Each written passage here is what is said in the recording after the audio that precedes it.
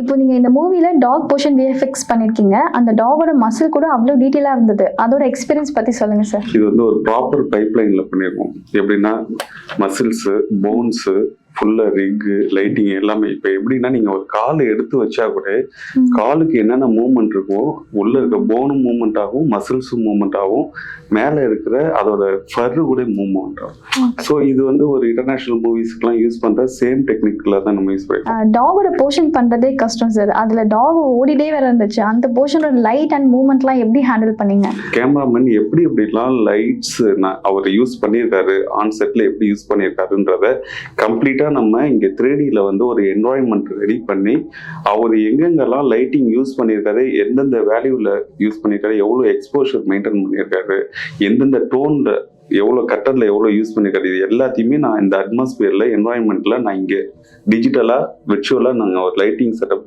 Maintain பண்ணோம். Director sir வந்து உங்களுக்கு ரிலீஸ் டேட் சொல்லிட்டாங்க. அந்த கம்மி டைம்ல நீங்க எப்படி அதுக்குள்ள மேனேஜ் பண்ணீங்க? மாடல் வந்து ஃபுல்லா பெங்களூர்ல என்னோட டீம் பண்ணாங்க. அனிமேஷன்ஸ், ரிகிங்லாம் வந்து ஹைதராபாத் டீம் பண்ணாங்க. அதுக்கப்புறம் காம்போசிட்டிங்ன்ற டாக் வந்து ஃபுட்டேஜோட மேட்ச் பண்ற காம்போசிட்டிங்கிற போர்ஷன் மட்டும் தான் நம்ம இங்க சென்னையில பண்ணது. ஸோ ஆல்மோஸ்ட் வந்து ஒரு 30 மெம்பர்ஸ் கிட்ட ஒர்க் பண்ணோம். இதனாலதான் இந்த டைம்குள்ள இது ரீச் பண்ண முடியுது.